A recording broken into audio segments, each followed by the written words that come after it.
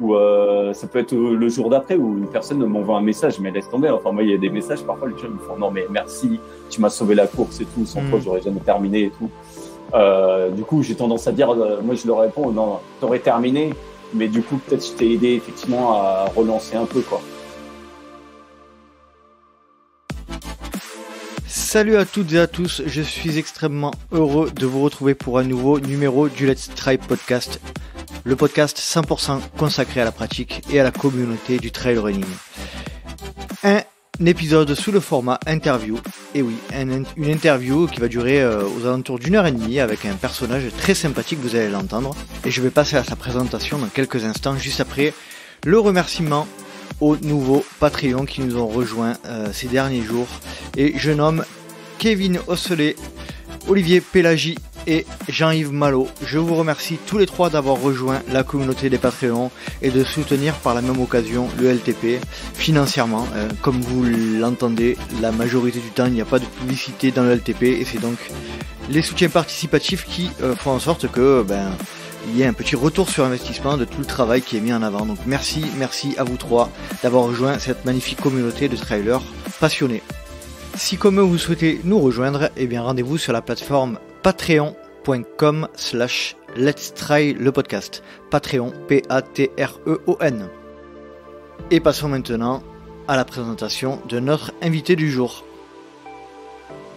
Dans cet épisode, je reçois un Montpelliérain de 33 ans, ingénieur optique et qui fait beaucoup parler de lui en ce moment dans le milieu du trail puisqu'on le surnomme le Ménestrel.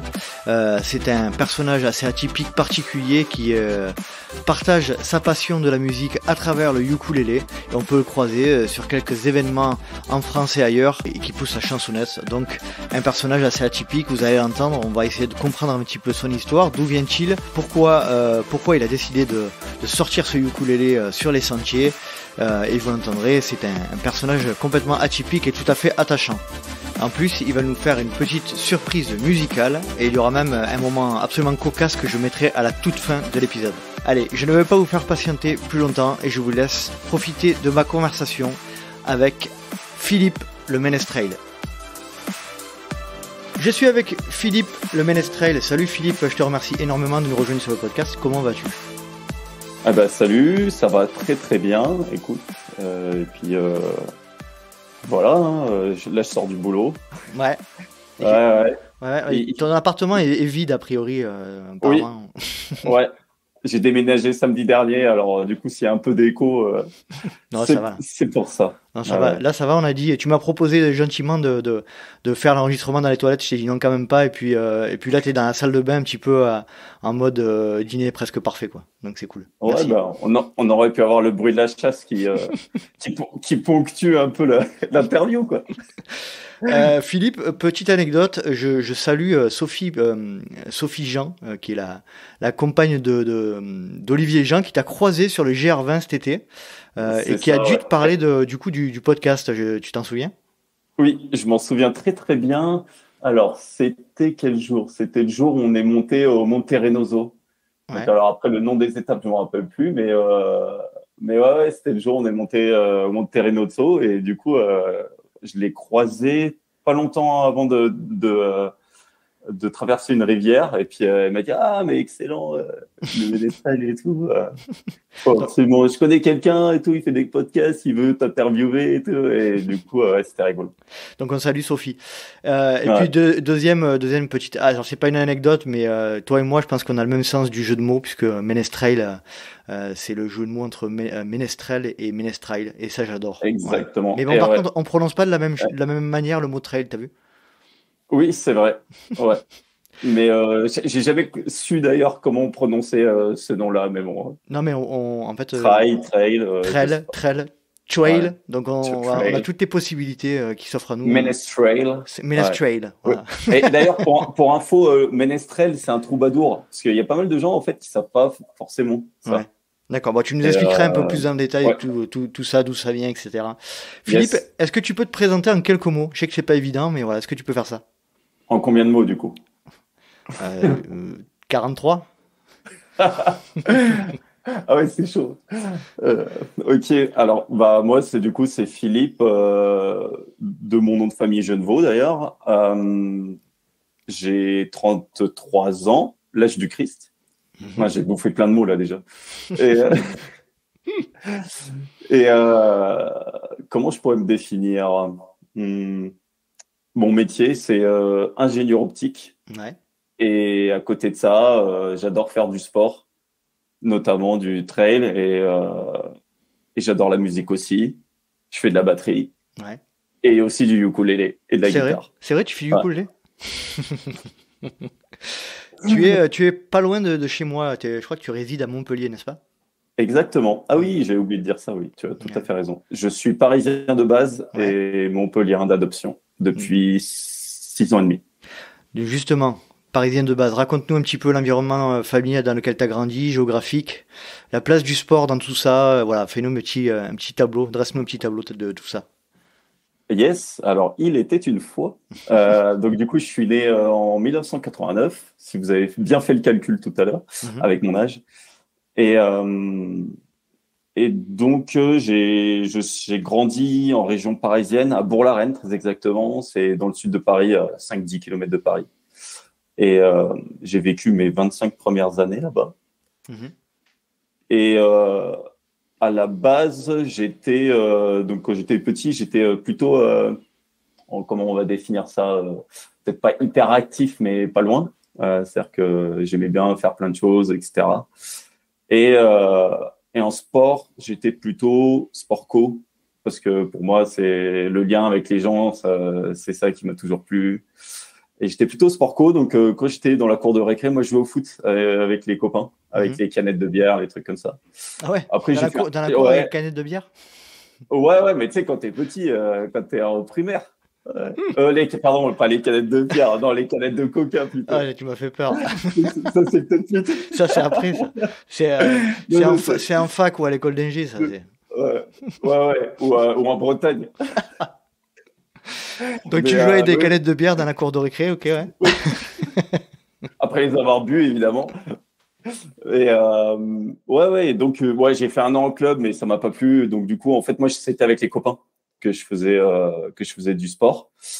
En parallèle de ça, quand je suis rentré en sixième, enfin donc au collège, et ben j'ai fait la chorale. J'étais en fait dans un collège et lycée catho, et du coup il y avait une chorale et ça m'a bien plu. Et d'ailleurs on jouait au foot aussi à la chorale, c'était rigolo. Moins avec les Et canettes de puis bière, du coup. ah ouais, là non, ouais, là c'était avec un vrai ballon là. Cette fois-ci on était passé aux choses sérieuses. Et puis d'ailleurs, chose amusante, c'est que déjà quand j'étais tout petit sur le terrain, j'étais connu pour savoir faire des allers-retours et avoir pas mal d'endurance, quoi. Donc déjà à cette époque, j'étais remarqué pour ça. Et puis donc du coup à cette chorale, donc au départ j'étais soprane, j'avais pas du tout la même voix qu'aujourd'hui. J'avais- Soprano, c'est quoi? C'est les voix Ouais, aiguës? c'est les voix la plus aiguës, ouais. Ouais. Ouais, ouais. Bah, j'avais pas encore muet. Mhm.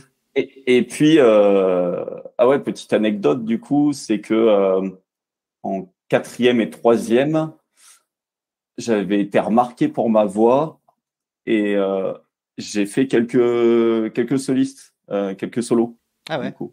Ouais. Donc j'avais fait un solo, l'un des premiers que j'ai fait d'ailleurs, je flippais grave, c'était à Notre-Dame de Paris. Ah Donc ouais, du carrément. coup, ouais, c'était pendant une messe, personne nous voit, tu vois. Mhm. J'avais pas les gens en face de moi. En fait, on est derrière, le chœur est derrière le chœur du coup. Et donc on voyait pas les gens, mais quand même c'était un peu intimidant, Et mais là, ouais, c'était t'étais rigolo. soprano, Là, toujours j'étais à cette époque. soprano. Ouais, Ouais, d'accord. j'étais Mhm. soprano. En troisième aussi, j'ai continué à faire des solistes. Et en fait, au lycée, j'ai mué. Ouais. Et en fait, ma voix, elle est passée de tout en haut à tout en bas. Ah ouais, Et, d'un coup. et ça, ouais, et ça a fait que, ouais, et en un été, je peux te dire que les potes, ils étaient surpris quand je suis revenu. J'ai pas eu, tu sais, j'ai pas La eu trop la transition. phase. Ouais, la transition, tu fais, ouais, comme ça, là. Moi, ça a été de, la, comme ça, et, euh, et en fait, le truc, c'est que même en tant que basse, donc basse, du coup, c'est la tessiture l'opposé, en fait. Ouais. Même en tant que basse, il y avait des notes que j'arrivais même pas à faire, quoi. Ah ouais. J'arrivais pas à monter dans les aigus, tu vois. Et donc, du coup, bah, j'ai continué un peu la chorale, mais je me suis arrêté en terminale. Et là, enfin, après, je faisais plus de soliste parce qu'il y avait déjà des gens aussi qui savaient très, très bien chanter en basse, etc. Donc, du coup. Ouais, t'as lâché un petit peu cet aspect-là, quoi.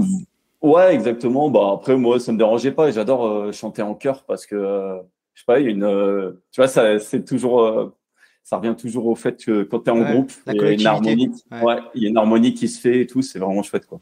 Pourquoi tu as cette propension à aller vers les autres, à être dans le collectif? Ça vient d'où? Ça vient de tes parents? Ça vient de l'environnement Ah, familial? c'est C'est une quoi? bonne question. C'est une bonne question. Bah, alors justement, ouais, je pense que c'est mes parents. Ils m'ont toujours appris à aider les autres. Bah, du coup, ils étaient vachement cathos, donc il y avait toutes ces valeurs de aider son prochain, et puis et puis faire en sorte, enfin, faire aux autres, essayer de faire aux autres ce que toi on aimerait que tu fasses parce que tu pourrais te retrouver dans le même Dans la cas même en fait. situation. Ouais, exactement. Et tu vois, surtout ma mère, elle nous a toujours dit, il faut jamais se la péter et tout, parce que du jour au lendemain, il peut t'arriver un truc, tu vois. Enfin, même sans avoir d'accident, en fait, tu peux avoir un AVC ou un truc comme ça, genre pas de bol, et finalement, tu te retrouves dans une situation de merde, alors que la veille, tu faisais ton coq et voilà. Ouais, Donc, beaucoup d'humilité, quoi. voilà, exactement. Ouais, ouais, ouais. Ouais, ouais. Et de la Après, solidarité. ouais, j'ai essayé de respecter au mieux. Et, euh, et donc, ouais, du coup, je pense que ça vient de là. Le fait, tu vois, bah voilà, il faut bien s'entendre avec les autres et tout. Alors, au départ, c'est un peu un impératif que tu comprends pas, tu vois, où dire, ouais, non, faut être gentil avec les autres et tout. Toi, tu dis, ouais, t'as pas forcément toujours envie. Et puis, au fil du temps, en fait, tu t'aperçois que tu passes des super moments quand t'es gentil et que t'es sincère, quoi. La bienveillance revient souvent. Ouais, Te revient ouais. souvent. Exactement. Donc, bon, parfois, c'est un peu indirect, mais voilà, j'estime aussi que j'ai eu beaucoup de chance. Tu vois, enfin, j'ai pas de problème de santé. Justement, mes parents, ils nous ont toujours dit, vous avez beaucoup de chance, mais oubliez pas que c'est une chance que vous pouvez perdre à tout instant. Donc, soyez reconnaissants, voilà, aujourd'hui, et puis soyez heureux et essayez de rendre les autres heureux. Quelle est la place du coup dans cette période-là? Je pense, tu nous as dit que c'était un peu plus tard là, quand t'as mué, etc. Donc j'imagine après l'adolescence, au début de l'âge adulte. C'est quoi là la place du sport dans cette vie-là? Ouais. Ouais, alors du coup, c'est vrai, bah, je faisais du foot avec les copains et tous les dimanches, on se retrouvait dans un parc pour faire un petit foot entre copains. C'était assez cool. Mais après, c'était rien de cadré, quoi. C'est-à-dire, Qu'est-ce qui te je me plaisait rappelle, pas? Et je te coupe, Philippe, mais qu'est-ce qui te ouais, plaisait pas dans le club, dans les clubs de manière générale? c'était l'ambiance un peu. Enfin, c'était club de foot, hein. Ouais. Club de foot en cinquième, j'avais fait un an. Et je sais pas, c'était un peu trop individualiste, justement, tu vois. Les gens, ils étaient là pour montrer et il manquait un peu ce côté groupe, Ouais. tu vois. Et alors pas tous les clubs parce que du coup après plus tard quand ouais bon après j'avance dans le temps un Vas-y, peu vas-y, vas-y. mais du coup en fait après quand j'étais en école d'ingé Mhm. j'ai fait du rugby Ouais. et donc là par contre j'ai trouvé vraiment cet esprit vraiment d'équipe et de groupe au-delà en fait du sport quoi. C'est-à-dire que après j'ai été en club à Fresnes euh, de pas loin de la prison d'ailleurs. Et du coup, c'était T'as trouvé enfin, la manière ce avec qui, laquelle tu avais été éduqué aussi, quoi. ouais, exactement. Enfin, j'avais trouvé ça hyper étonnant. Tu vois, en fait, je suis arrivé au club, donc j'ai demandé. Moi, je connaissais personne hein, là-bas, et je leur ai demandé, ouais, il y a de la place et tout. Ils m'ont dit, ouais, il y a pas de souci, tu viens, etc. Et en fait, t'es intégré hyper rapidement au groupe. En tout cas, dans ce club-là, c'était comme ça. Et les gens en fait du club se connaissaient depuis qu'ils étaient tout jeunes. Hein. Ils se connaissaient depuis la primaire et tout, etc. Et ils n'étaient pas dans un groupe fermé, quoi. Parce que ça arrive parfois où tu te Ouais. connais depuis tellement longtemps que tu as du mal à intégrer les autres gens, tu es un peu dans tes tripes à toi. Et là, en fait, pas du tout. Ils étaient vraiment Ouvert? hyper ouverts ouais, à des nouvelles venues et puis hyper sympas, même si parce que du coup le rugby c'était pas mon premier sport. Et j'avais pas du tout l'instinct qu'ils avaient eux, ils en faisaient depuis qu'ils étaient tout petits, donc ils avaient un instinct que j'avais pas. Et ils n'étaient pas du tout à m'enfoncer, au contraire, ils m'aidaient beaucoup, ils me disaient ah ouais, tu te mets là, je me rappelle. Ah oui, parce que du coup j'en avais fait en école d'ingé à Supélec. J'étais pas à Supélec, mais je jouais avec Supélec. Et là j'étais troisième INEL, donc du coup plaquage, machin, etc. Donc assez dans le ruck. Mm-hmm. Alors que quand je suis passé en club à Fresnes, je suis passé ailier. Donc, pas du tout le même profil de poste. Et au départ, j'étais paumé, quoi. Je savais pas où me mettre et tout. Et donc, ils me disaient, ouais, tu te mets là, tu te mets là. Et hyper bienveillants, tu vois. Ils étaient pas à m'engueuler. Bon, ça arrivait peut-être parfois à y gueuler pour que je me bouge, tu vois. Mais toujours, c'était dans le but, voilà, que je m'améliore, tu vois. Et puis, il y a ce côté troisième mi-temps où, là, par contre, j'étais pas mauvais, hein. Le partage, toujours le partage. J'ai l'impression que t'es beaucoup dans le partage, hein, de manière générale. J'essaye. Après, entre ce que je dis et ce qui se passe vraiment, tu vois, je sais pas si. Et dans cette période-là de rugby, tu sentais que tu avais des capacités aussi, encore une fois, liées à l'endurance? Ouais, alors, du coup, si je reviens en école. Alors, bref, du coup, j'ai eu le lycée. Non, mais je réorganise les choses parce que c'est un peu le bazar, désolé. C'est un peu comme ça dans ma tête aussi, hein. Mais je trouve toujours, c'est comme ça souvent dans mon appart. Bon, là, c'est pour ça que t'as tout vidé, du coup. Là, c'est bien rangé. Non, mais d'habitude, tu vois, c'est un peu enfoui, mais je sais où trouver les choses, par contre. Tu t'organises dans ton bordel, moi aussi, ça m'arrive. Voilà, exactement. C'est un bordel organisé. Mais bref, pour revenir un peu en arrière, donc du coup, j'ai fait le collège, lycée Cato, où j'ai fait la chorale, je jouais au foot, etc. avec les copains. Et ensuite, j'ai fait une prépa. Donc là, la prépa, c'était un peu plus chaud pour, tu bosses beaucoup, donc c'est un peu plus chaud pour faire du sport. Mais la chance que j'ai eue, c'est que je me suis retrouvé en deuxième année de prépa, dans une prépa où il y avait des gens qui visaient Polytechnique. Et il y a du sport, en fait. Pour rentrer dans Polytechnique, tu as une épreuve de sport et tu es noté dessus. Donc, il y en avait qui faisaient du sport, de facto. Et ça faisait que moi, j'ai pu profiter de ça. Donc, on faisait... il y avait un tournoi de foot et il y avait aussi de l'athlétisme, notamment. Et puis, il y avait un peu de muscu, je crois aussi, mais j'en avais pas beaucoup fait. Mais tu vois, c'est là où j'ai commencé à goûter un peu... après, au lycée aussi, mais j'ai commencé à goûter un peu plus à l'athlé et à la course à pied, en soi, tu vois. D'ailleurs, le dimanche, on allait courir au parc de Sceaux, qui est pas loin de Bourg-la-Reine, dans le sud de Paris. Et c'est là que tu prends du plaisir à courir uniquement, parce que souvent, ce qu'on se rend compte quand on fait du sport co, c'est que moi, ça a été le cas. Hein, on se dit, mais en fait, ça sert à quoi de courir sans rien, en fait? Ouais, je suis bien d'accord. Là, à ce moment-là, j'étais encore dans cette optique-là. Mais il y avait les copains, je courais avec les copains, donc on discutait, etc. On se lançait des défis, genre un petit sprint jusqu'à l'arbre là-bas et tout. Tu vois, donc il y avait ce côté un peu ludique et du coup, j'étais pas tout seul, donc ça allait. Mais effectivement, moi, dans ma tête, je me disais, mais sans déconner, genre les marathons. Moi, à l'époque, en plus, je pensais que le marathon, c'était le truc le plus long. Ultime. Ouais, exactement, ouais, c'est ça. Et je me disais, mais sans déconner, pourquoi ils font ça? Ça sert à rien et tout. Au moins, le foot, on court après un ballon, machin, etc. C'est marrant parce que du coup, les gens qui courent, parfois, ils disent l'inverse. Non, mais c'est débile de courir après un ballon. C'est clair. Non, bref. Toi, t'es là, tu dis, ouais. c'est débile. Je l'ai fait pendant 30 ans ou 20 ans, mais c'est débile. Oh, mais je le fais de temps en temps, je fais encore un peu de foot. Ouais, j'aime bien. Enfin, en vrai, moi, j'aime bien y jouer. Autant regarder, tu vois, enfin, moi, j'aime bien regarder les buts et tout, mais regarder un match en entier, je trouve que c'est un peu gonflant.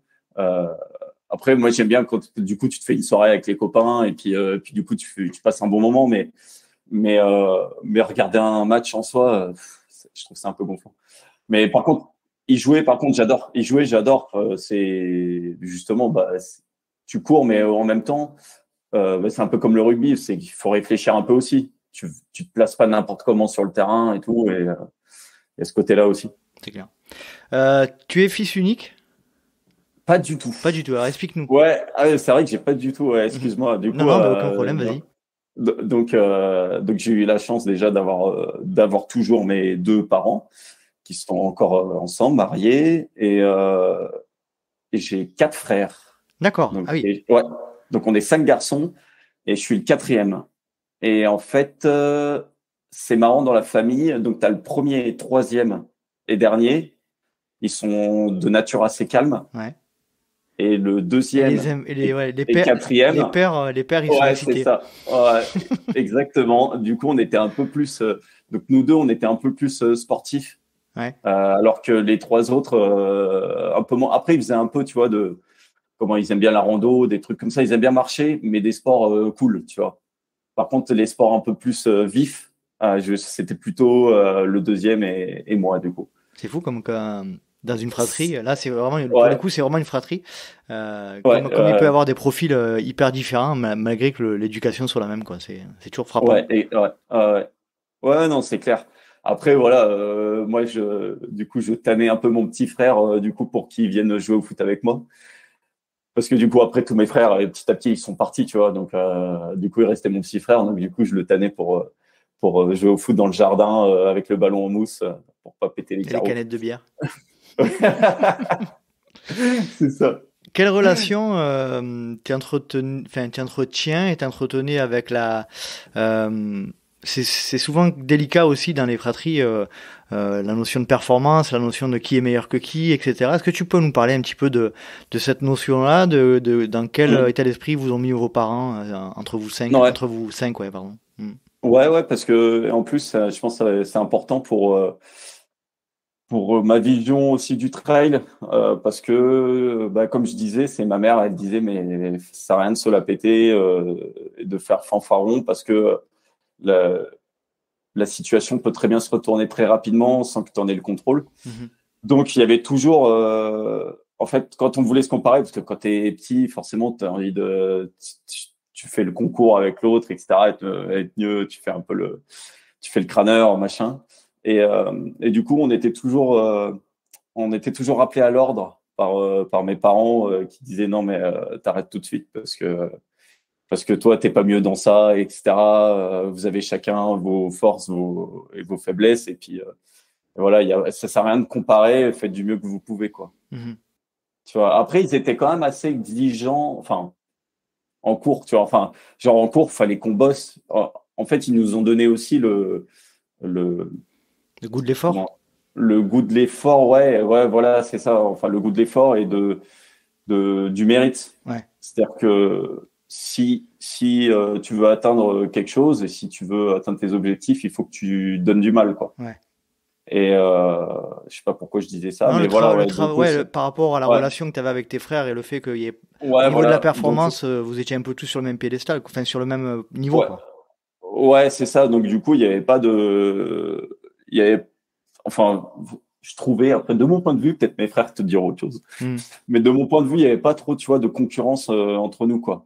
Chacun faisait comme il pouvait, et puis après, voilà, si tu avais des moments tu n'y arrivais pas, bah après, un autre moment, peut-être ça allait marcher, tu vois. Fallait essayer de s'en sortir, mais il n'y avait pas de comparaison à faire, quoi. Ouais. Il y a un truc qui me vient là, c'est là, quand on parle de performance de manière générale, on pense souvent à performance sportive, comme on est dans le milieu, donc on pense souvent à ça.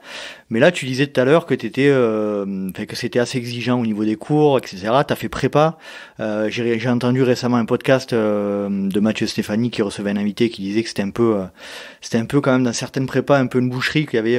Voilà, c'était un petit peu la guerre parce que Ouais, la majeure partie des gens qui étaient en prépa, ils venaient de lycées où ils avaient tous 18 ou 20 de moyenne et ils arrivaient avec des 4, des 5, etc. Donc ça, on peut considérer aussi que c'est la performance, mais intellectuelle, quoi, on va dire. Toi, comment tu l'as abordé cet état d'esprit-là de performance dans le cadre de ta prépa, notamment?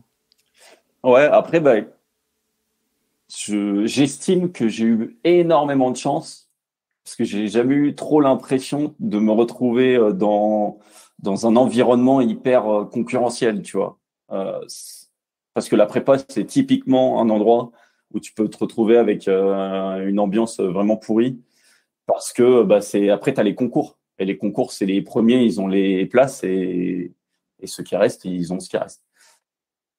D'après ce que j'ai entendu, il y a quand même pas mal de prépas justement où ça se tire dans les pattes, etc., où il faut se démerder et tout.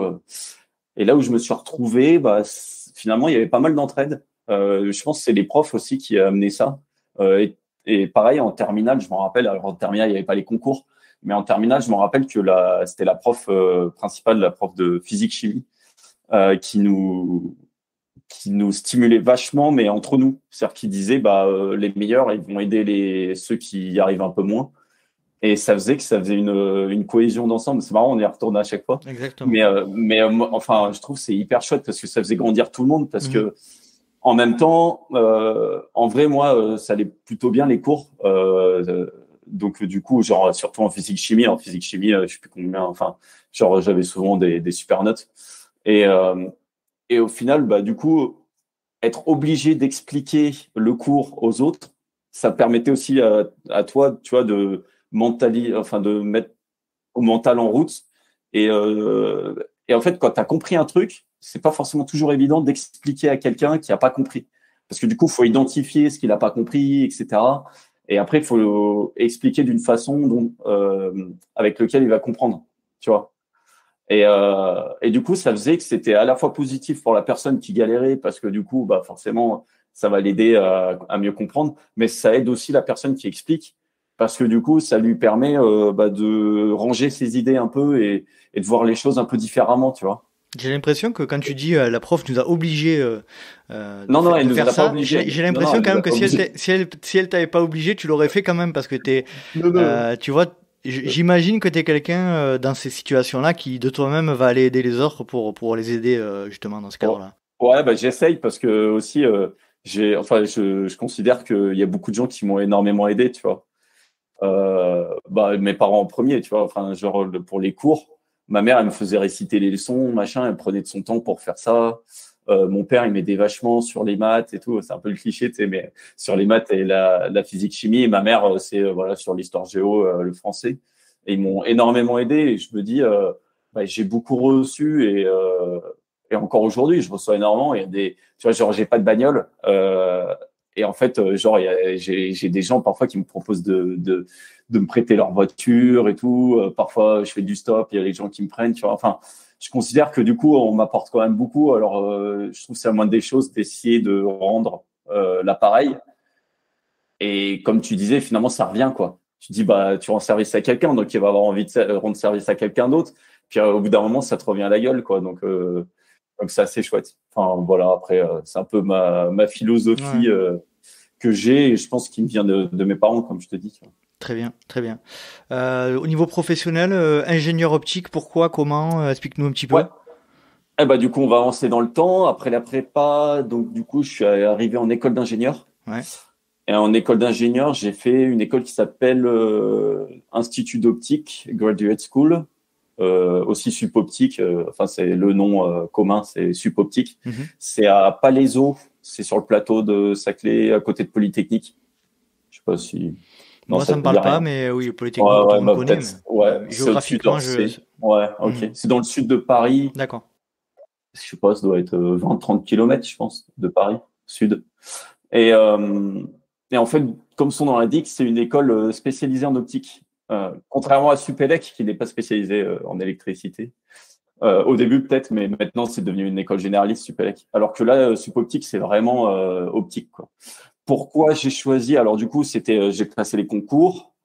Et en fait, j'ai remarqué cette école-là qui avait l'air pas mal. Et moi, j'adorais la physique. Euh, Au départ, c'était la physique-chimie. Mais j'avoue qu'en prépa, la chimie, j'ai un peu Dépassé. lâché. Ouais. Ouais. Et du coup, par contre, la physique, ça m'intéressait vachement. Et quand j'ai vu cette école et que j'étais reçu, du coup, elle était en deuxième position d'ailleurs dans ma liste. Tu fais une liste elle était en deuxième position. La première position, c'était Supélec, mais je l'ai pas eu. Mhm. Mais je regrette pas du tout parce qu'en vrai, du coup, c'était une école avec pas trop de monde. On était une centaine par promo. Contrairement à Supélec où genre ils sont 400, un truc comme ça. Même on était un peu moins que ça, je crois. On était 80 dans notre promo. Et donc, t'apprends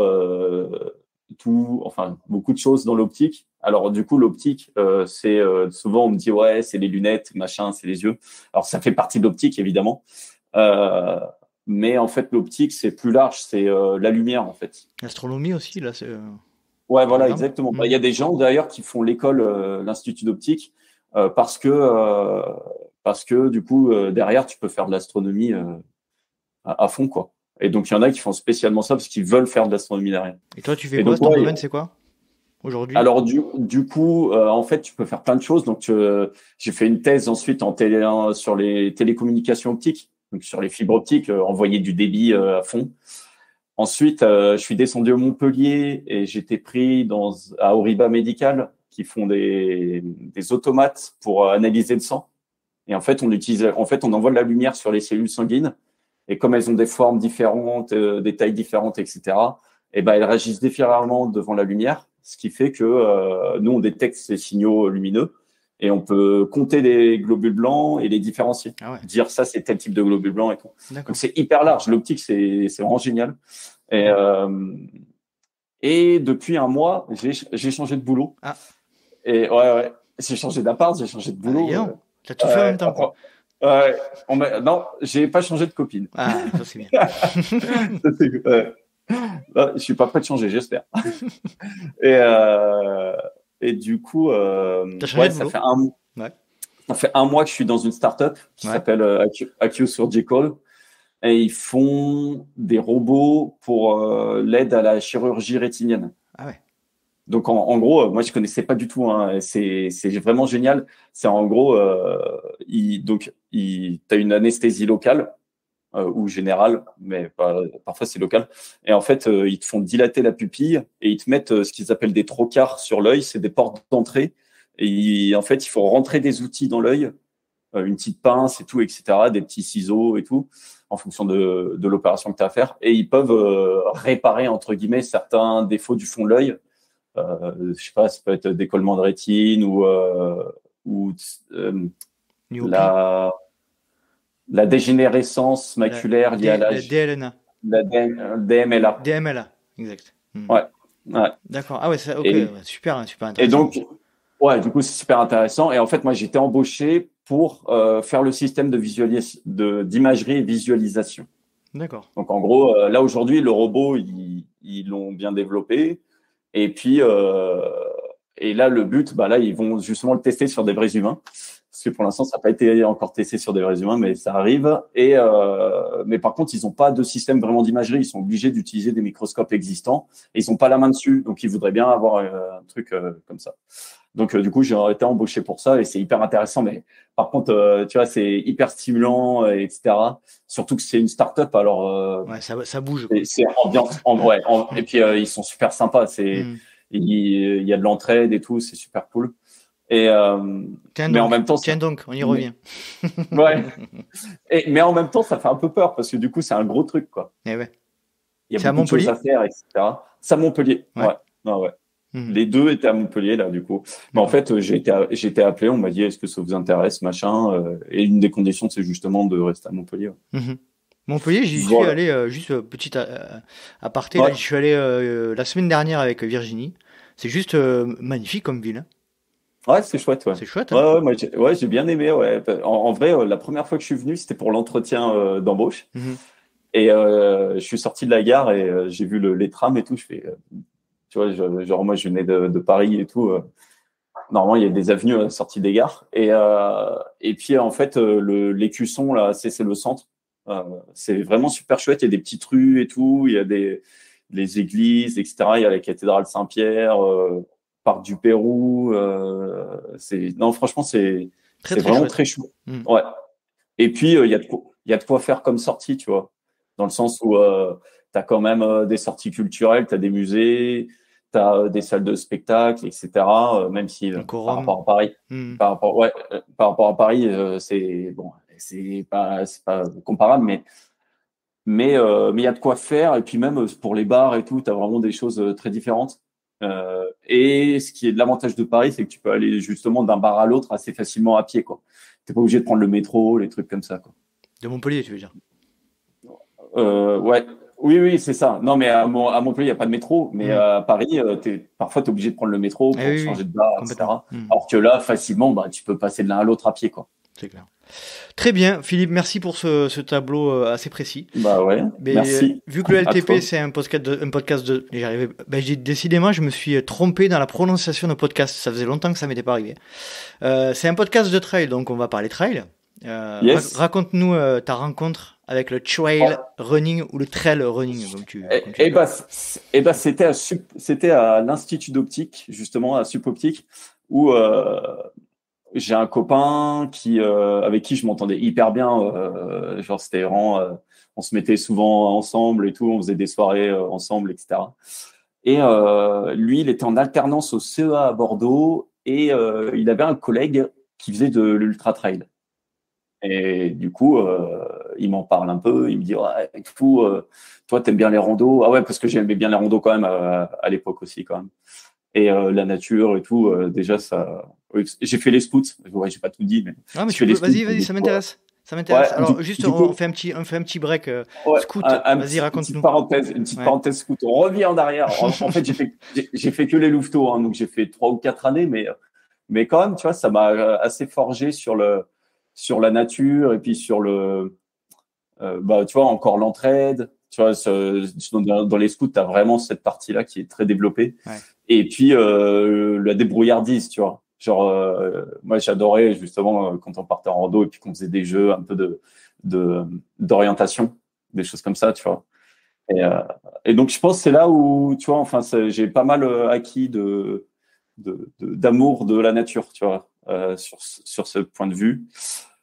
Et donc, mon pote, donc je reviens à Supoptique, mon pote, il savait tout ça, etc. Donc, il me parle de ça, il me fait, ouais, et tout, c'est des courses à pied, machin, en nature. Et puis, comme je te disais tout à l'heure, mais je disais, ouais, tu sais, la course à pied pour courir, c'est un peu, c'est pas hyper intéressant. Et puis, il me dit, ouais, mais non, mais tu vas voir, il y a de l'entraide là-bas, c'est vraiment hyper sympa, t'es dans la nature et tout. Et puis, c'est des courses genre l'UTMB et tout, il y a 160 kilomètres. C'est quoi ce truc? Il y a rien au-dessus du marathon, non? Et genre du coup, il me dit mais si, vas-y, on teste. Et en gros, il m'a dit viens, on s'inscrit au trail de la vallée de Chevreuse, qui n'existe plus aujourd'hui. Mais du coup, c'était en 2010, hein, pour resituer un peu la date. En 2010, et, du coup, on s'est inscrit. Le trail de la vallée de Chevreuse, c'était 55 km avec 2000 mètres de D+. Ouais. Toi, tu fais pas les choses à moitié, toi.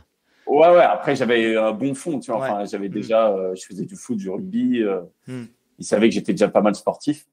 Et puis, on s'est dit, on a encore, je crois, on avait 8 mois quand même encore, tu vois. Genre, on s'y est pris vachement en avance. Donc, on s'est dit, ok, ça fait un bel objectif sur l'année. Et je m'en rappelle que assez systématiquement, le dimanche matin, on se retrouvait pour faire 2-3 heures de course à pied. Bon, il y avait des dimanches matins, c'était compliqué. Hein. Quand le samedi, tu étais sorti et tout. Mais bon, on se retrouvait et puis on faisait comme on pouvait. Après, en fait, on cherchait pas à faire long, on cherchait juste à faire la durée, tu vois. On disait, on va faire 2-3 heures et puis on va faire un tour sympa. Et ça, c'était en vallée de Chevreuse qu'on allait souvent courir parce que lui, il venait de là-bas, il venait de Gif-sur-Yvette et qui est en vallée de Chevreuse. Et donc, il connaissait hyper bien en fait tous les coins là-bas et tout. Et c'était hyper chouette. Donc, il y avait lui et un autre pote aussi qui s'était lancé dans le truc. Donc, on était 3 à se motiver. Et qu'est-ce que je voulais dire? Ah ouais, c'était hyper rigolo parce que du coup, il nous transmettait les valeurs trail, tu vois. Où en gros, on courait et puis il disait, ouais, alors un trailer, il dit bonjour et tout, je sais pas quoi. Et puis, on croisait les gens, on leur disait bonjour. Et puis, quand la personne, elle ne répondait pas, il disait, non, mais lui, c'est pas un trailer. C'était hyper drôle. En vrai, et puis du coup, on se racontait plein de trucs et tout, tu sais, sur nos vies, etc. C'était super drôle, quoi. Enfin, c'était une période où c'était assez sympa parce qu'en plus, c'est un peu l'insouciance de l'école d'ingé où tu sais, t'es encore étudiant, tu t'amuses, tu sors et tout, t'as du temps, t'as pas forcément beaucoup d'argent, mais du coup, tu te démerdes et tout. C'est vraiment sympa, quoi. Et donc, du coup, il nous a un peu initié à toutes ces valeurs-là, et puis d'entraide et tout, encore. Et donc, cette course-là, j'avais mis 8 heures à peu près, je crois, à terminer. J'étais déglingué à la fin, vraiment. J'ai fait, non, mais plus jamais ça. Mais c'était sympa. Et puis, en fait, comme on dit souvent, hein, quoi, pendant la course, tu dis plus jamais ça. Et puis, en fait, quelques jours après, une fois que ça passe, punaise, tu te dis, mais c'était quand même vachement bien, quoi. Enfin, il y a le côté justement nature et puis il y a le côté dépassement de soi et tout. Vous l'aviez couru ensemble tous les trois? Non, alors on s'était mis d'accord. On s'était dit, on fait chacun notre course. Parce que du coup, on avait un niveau assez différent. Ouais. Donc il y avait finalement, moi entre guillemets, j'étais le plus rapide, le plus rapide. Il y avait Martin, lui, c'était un niveau un peu intermédiaire. Lui, il faisait pas trop de foot et tout. Donc du coup, voilà. Après, il allait un peu moins vite que moi. Et il y avait Bertrand, lui, c'était mais je disais, c'était la technique de la grand-mère, tu sais. Parce qu'en gros, le mec, il allait loin, mais il allait pas vite du tout, quoi. Régulier. Ouais, voilà, c'est ça, régulier. Mais par contre, moi, genre, je me rappelle qu'au début, j'arrivais pas à tenir sa cadence. Il allait trop lentement, quoi. Je faisais, mais sans déconner, on va s'arrêter là. Et, euh, et en fait, ce qu'il y a de bien, c'est que grâce à lui, d'ailleurs, j'ai beaucoup appris à courir lentement, tu vois. C'est-à-dire que je me suis dit, finalement, ça va m'être utile si je veux ensuite continuer à faire. Ouais, c'est ça, ouais. T'avais envie Parce que d'allonger dès le début, toi? non, au début. Alors, en vrai, assez rapidement. Alors, au début, je m'étais dit non. Et puis, en fait, assez rapidement, je me suis dit, ah, tiens, et tout, ça pourrait être sympa de se donner comme objectif dans quelques années de faire l'UTMB, tu vois. Justement, comme beaucoup de gens, du coup. Je suis pas très original. Oh, mais oui, après, tu vois, genre, je regardais le site et tout, je regardais les images et tout, je disais, waouh, c'était trop bien. Enfin, ça a l'air trop bien et tout. Et je me dis, bon, bah, je peux me donner ça comme objectif, tu sais, des objectifs de vie. J'avais fait un peu une to-do list. Genre, j'avais le marathon des sables aussi que je voulais faire. Et, euh, et du coup, je m'étais dit, bah, tiens, on va essayer de se lancer ça comme objectif. Mais à l'époque, je m'étais dit, le jour où j'arriverai à faire ça, ouais, je serais le patron, quoi. Tu vois, enfin, je me disais ça. Et puis, ce qui s'est passé, c'est qu'au fil des ans, donc du coup, après cette course-là, tu l'as compris, ben, je me suis dit, c'est quand la prochaine? Donc, je me suis inscrit à d'autres courses. Et à chaque fois, ce que je faisais, c'était soit j'augmentais la distance, soit le dénivelé, tu vois. Donc, après, j'ai fait l'Éco-Trail de Paris, où c'était 80 km avec 2000 mètres, je crois. J'ai fait le trail de Tour de la Grande Casse, qui c'était 63 km avec 3500, je crois. C'est la première fois que je faisais 1100 mètres d'un coup de dénivelé. Bon, là, ça faisait bizarre. Hein. Tu fais, putain, mais qu'est-ce que c'est long. Tu sais, où ça fait des zigzags comme ça et tout. Tu te dis, mais ça en finit jamais, quoi. Et puis, c'était, ouais, je me rappelle, j'en avais chié aussi à la fin.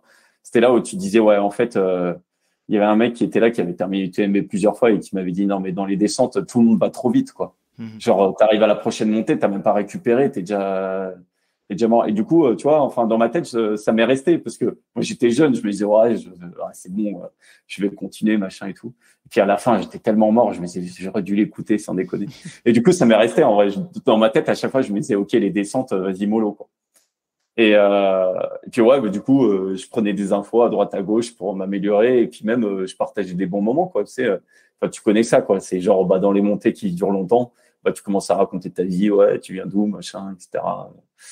Et puis bah là clairement, là j'avais le virus, hein, j'étais largement contaminé et puis j'ai fait mon premier 100 km, je crois que c'était en 2013. Ouais, c'était l'Ultra Trail de Côte d'Or. C'était 100 km et 3500 mètres de D+. Pareil, j'en ai chié. À chaque fois, j'en chiais. Hein, et je disais, non, mais l'Ultra, c'est pas pour moi et tout. L'UTMB, tant pis, je le ferai à un autre moment et tout. Je sais pas. Ouais. Et puis au final, tiens, il y a ma copine qui rentre. Parce qu'il y a le linge. et en fait, quand même, tu vois, à chaque fois, je me dis, bon, bah, je continue à augmenter les distances, etc.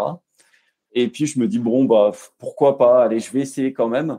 Et bon, à l'époque, il fallait avoir tous les points, les trucs, machin, etc. Donc, je voulais faire la CCC, je crois. Et j'avais pas été pris au tirage au sort. Et donc, du coup, je m'étais dit, bon, bah, tant pis, j'en fais une autre. Je sais plus laquelle j'avais fait. Et l'année d'après, en fait, j'avais tous les points pour faire l'UTMB. Donc, je me suis dit, ah si, j'avais fait la montagnarde. Putain, ah ouais, j'avais fait la montagnarde. L'un de mes meilleurs souvenirs de trail, en vrai. Vraiment. Franchement, c'était, je sais plus, il y avait 105, je crois, et il y avait presque 8000, il y avait 7000 ou 7005, je sais plus. Alors pareil, j'en avais chié, mais par contre, c'est la première fois que je faisais une nuit, tu vois, que je faisais plus de 24 heures. Et là, c'était magique. franchement, j'ai eu des moments où je discutais avec un mec, je me rappelle là, je parlais avec lui. À l'époque, je prenais une petite caméra, tu sais, où je me filmais de temps en temps je faisais des petites vidéos récap et tout, je sais pas quoi. Et il y avait un mec avec qui j'avais discuté, il m'avait filmé et tout, etc. Enfin, c'était vraiment hyper sympa. Et le parcours était magnifique. Je me rappelle là, on était sur le Mont Joli. Et puis après, on faisait une crête là. Moi, je flippais un peu parce que j'ai un peu peur du vide.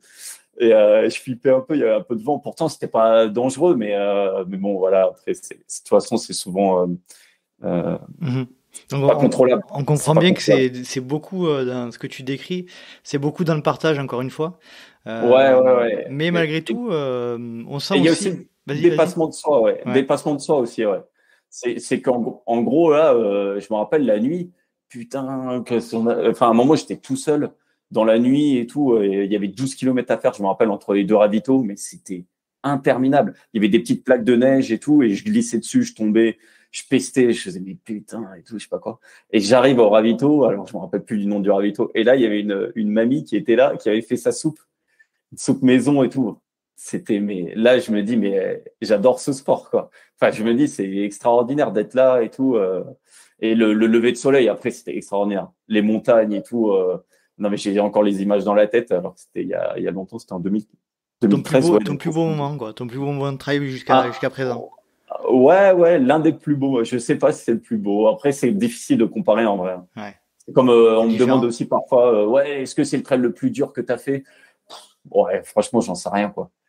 Tu vois, enfin, bref. Donc là, c'est pareil, tu vois, je sais pas si c'est le plus beau, mais c'est en tout cas, comme c'était l'une des premières, enfin, c'était la première fois où, tu vois, où je me dépassais autant, où, tu vois, j'avais fait nuit blanche et tout, je sais pas quoi, où j'avais fait autant de dénivelé, etc.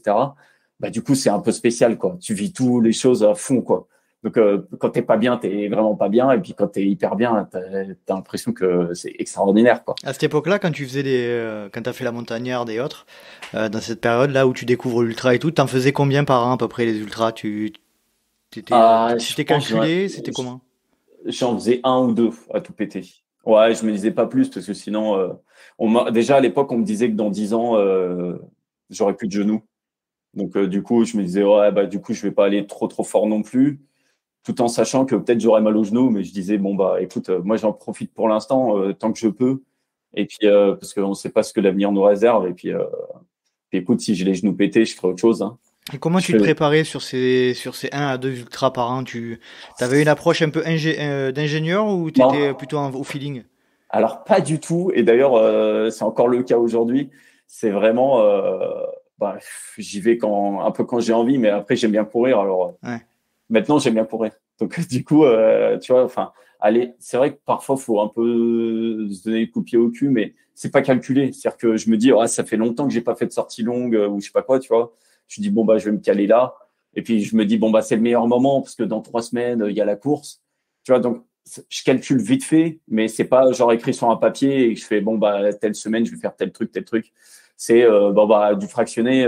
Ça fait longtemps que j'en ai pas fait. Bon, ça me motive pas des masses, mais en vrai ça fait quand même vachement du bien. Genre la Mhm. semaine dernière j'en ai fait là et je me dis en fait bon bah sur le moment c'est un peu relou, mais après coup tu dis bon bah en fait ça te fait vachement du bien quoi.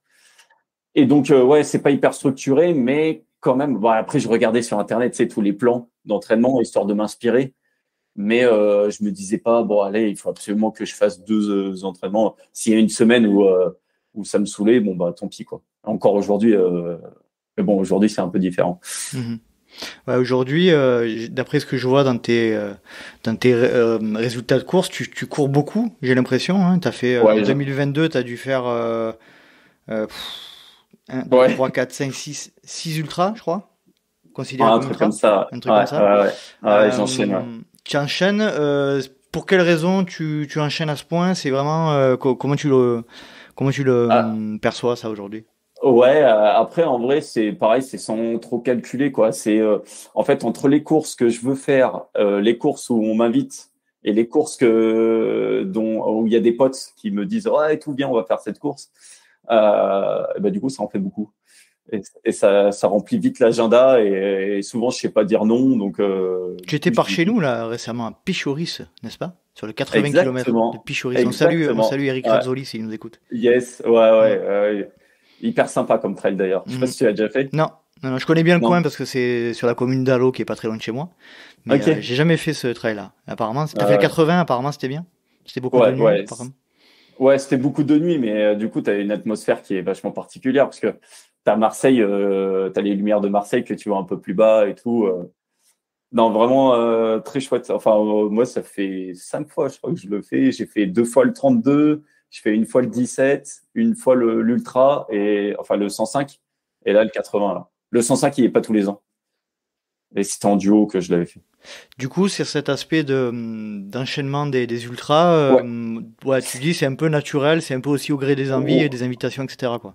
ouais, c'est ça. Après, sur les ultras, je dis toujours aux organisateurs, enfin quand ils me demandent, après quand c'est moi qui m'inscris, forcément c'est moi qui choisis, mais quand on me demande de venir, c'est vrai que souvent je lui dis sur le principe je suis ok, mais ça dépendra de ce que j'ai autour. Parce que alors ce que je fais aussi, c'est que chaque année j'ai un objectif, tu vois, d'année où je me dis ok celle-là.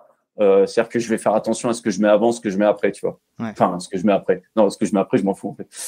Parce que du coup, non, parce que bah, par exemple l'année dernière, j'ai eu la chance d'être invité sur l'échappée belle, parce que j'avais croisé un des organisateurs sur la Swisspix l'année précédente et il avait trouvé ça trop rigolo. Il m'avait dit ouais, est-ce que ça t'intéresse, machin. Je dis ah bah ouais, c'est une course que j'ai toujours voulu faire. Sauf que en fait, fin août, enfin eux c'est mi-août, fin août. Il y a plein de trucs. Donc du coup, je me suis jamais dit bon allez, je m'inscris. Et en fait, bah là, je me suis dit, bah ouais, c'est l'occasion. Et en fait, tu vois, j'ai pas été contacté. Enfin, tu vois, le temps passé et tout. Et en fait, il m'a contacté. Et en fait, je m'étais inscrit à la Swisspix, genre la semaine avant, où il me dit, est-ce que ça t'intéresse toujours parce que j'ai une place pour toi. Sauf que c'était une course que je voulais faire depuis longtemps. Et la Swisspix, je l'avais déjà fait. Donc, je m'étais dit, OK, l'objectif de cette année, c'est l'échappée belle. La Swisspix, c'est la semaine d'après. Et bon, bah, finalement, je l'ai pas fait la Swisspix parce que j'étais blessé, mais je m'en foutais parce que je m'étais dit, bon, bah, l'objectif d'année, c'est le truc où je peux terminer en rampant. Je m'en fous, je veux le terminer, quoi. J'ai quand même, tu vois, cet esprit où je me dis, OK, j'ai quand même des objectifs où je me dis, j'ai envie de terminer vraiment bien, quoi. Et là, du coup, là, j'avais fait un peu attention à ce que j'avais mis avant, histoire de pas de faire quand même un ultra genre un peu plus d'un mois avant, mais pas 2 semaines avant, quoi. Quand tu te lances sur l'échappée belle ou la Swisspix ou d'autres ultras de ce type, t'es dans la performance ou t'es vraiment juste dans le dépassement de soi, le fait de finir et de passer un Ouais, bon moment ou dans quel état d'esprit tu es? la performance musicale, du coup, Ouais. parce qu'on n'a pas encore parlé de Ben ça, non, pas encore, ça va venir, mais, ça va venir.